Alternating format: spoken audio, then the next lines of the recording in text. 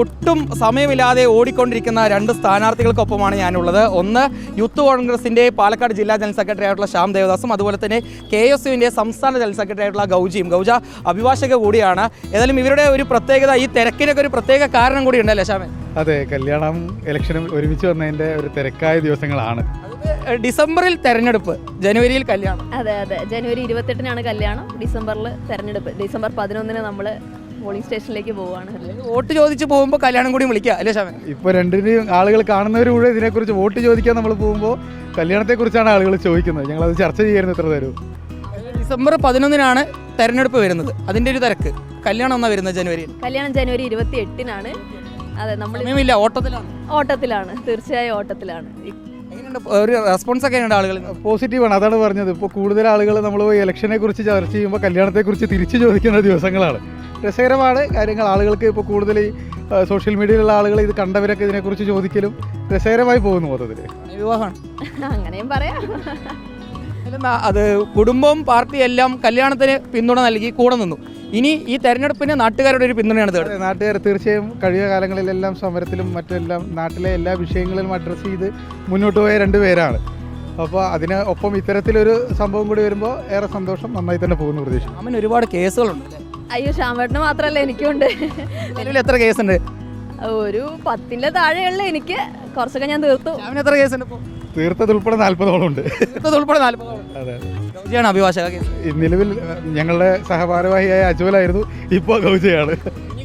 അതെ, ഇനി അങ്ങോട്ട് ഗൗജയാണ്. എങ്ങനെയുണ്ട് പൊതുവെ റെസ്പോൺസ് ഒക്കെ? എങ്ങനെയുണ്ട് ഗൗജ? മരുതരോട് ഏത് വാർഡിൽ നിന്നാണ്? 18-ാം നമ്പർ വാർഡ്, കല്ലേപ്പള്ളി വെസ്റ്റ് എന്ന് പറയുന്ന പുതിയ വാർഡാണ്.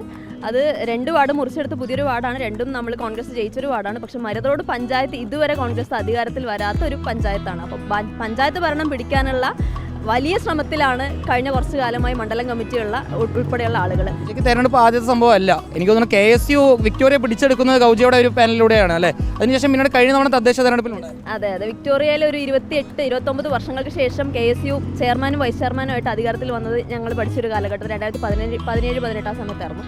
കഴിഞ്ഞ വർഷം ഈ പറഞ്ഞ പോലെ ഞാൻ ബ്ലോക്ക് പഞ്ചായത്തിലേക്ക് മത്സരിച്ചിരുന്നു. അതുകൊണ്ട് എനിക്കത് പുതിയ സ്ഥലമോ പുതിയ ആളുകളോ പുതിയ എക്സ്പീരിയൻസോ അല്ല. ഇത്തവണ മത്സരം മാത്രമല്ല, ജയത്തിലേക്ക് തന്നെ, പഞ്ചായത്ത് തന്നെ അധികാരത്തിലെത്താനുള്ള എല്ലാ ശ്രമങ്ങളും നടത്തുന്നുണ്ട്. എവിടെയാണ് ഇത്തവണ ഈ തെരഞ്ഞെടുപ്പ് പോരാട്ടം? ഞാൻ നെന്മാറ ബ്ലോക്ക് പഞ്ചായത്തിലെ പല്ലശ്ശേരി ഡിവിഷനിലേക്കാണ് മത്സരിക്കുന്നത്. ഇതിനു മുമ്പ് ഇപ്പോൾ പറഞ്ഞ പോലെ അല്ലെങ്കിൽ കഴിഞ്ഞ കാലങ്ങളിലെല്ലാം ക്യാമ്പസ് തെരഞ്ഞെടുപ്പുമായിട്ട് വളരെ അടുത്ത് നിന്ന ആളാണ്. 2012-13 നെന്മാറ NSS കോളേജിൽ യൂണിയൻ്റെ ജനറൽ സെക്രട്ടറി ആയിരുന്നു. ഒരു ഗ്യാപ്പ്, ഒരു സംഘർഷത്തിന് ശേഷം കലാലയത്തിൽ ഇലക്ഷൻ ഇല്ലാതെയായി. അതിനുശേഷം SFI യൂണിയനുള്ള സമയത്താണ് ഞങ്ങളുടെ ഒരു ടീം, നെന്മാറ ബോയ്സിലാണ് ഞങ്ങൾ സംഘടനാ പ്രവർത്തനം തുടങ്ങിയത്. അതിന് ഒരു ടീമായിട്ട് NSSലേക്ക് കയറി അങ്ങനെ യൂണിയൻ പിടിച്ചെടുത്ത് കണ്ടിന്യൂസ് ആയിട്ട് പിന്നെ അവിടെ KSUവിൻ്റെ യൂണിയൻ 4-5 വർഷം വരികയും അങ്ങനെ തെരഞ്ഞെടുപ്പുമായി ബന്ധം അതാണ്. ഈ പൊതു തെരഞ്ഞെടുപ്പിനെ സംബന്ധിച്ച് മത്സരിച്ചിട്ടില്ലെങ്കിലും കഴിഞ്ഞ തെരഞ്ഞെടുപ്പുകളിലെല്ലാം സജീവമായിരുന്നു. നിയമസഭയാണെങ്കിലും കഴിഞ്ഞ പഞ്ചായത്ത് തെരഞ്ഞെടുപ്പാണെങ്കിലും എല്ലാം സജീവമായിരുന്നു. ആദ്യമായിട്ടാണ് ജനവിധി തേടുന്നത്. അവന് മുഖത്ത് നല്ല ടെൻഷൻ ഉണ്ട്. തെരഞ്ഞെടുപ്പിനെയാണ് കല്യാണത്തിന്? അത് പറയാൻ പറ്റില്ല. ചിലപ്പോൾ ഓട്ടത്തിനിടയിൽ എങ്ങനെ എത്തുമെന്ന് അറിയാത്തതുകൊണ്ടായിരിക്കും. ആശംസകൾ രണ്ടുപേരും വല്ലാത്ത ഒരു ഓട്ടത്തിലും തിരക്കിലുമാണ്. കാരണം ഈ ആദ്യഘട്ടത്തിൽ അവർക്ക് രണ്ടുപേർക്കും വോട്ടർമാരെ കണ്ട് വോട്ട് ചോദിച്ച് അവരെ ഡിസംബർ 11 എങ്ങനെയെങ്കിലും വിജയിക്കാനുള്ള എല്ലാ രീതിയിലുള്ള സജ്ജീകരണങ്ങളും പൂർത്തീകരിക്കണം. അതിനുശേഷം പിന്നെയും ഓട്ടമാണ്. അത് കല്യാണത്തിൻ്റെ സജ്ജീകരണങ്ങൾ ഒരുക്കുന്നതിന് വേണ്ടിയാണ്. ഏതായാലും ആ രണ്ട് സംഭവങ്ങളിലും അവർ വലിയ രീതിയിൽ വിജയം നേടട്ടെ എന്ന് ആശംസിച്ചുകൊണ്ട് വീഡിയോ ജേർണലിസ്റ്റ് വിനൂസിക്കൊപ്പം റിപ്പോർട്ടർ ഇക്ബാൽ അർക്കൽ, റിപ്പോർട്ടർ പാലക്കാട്.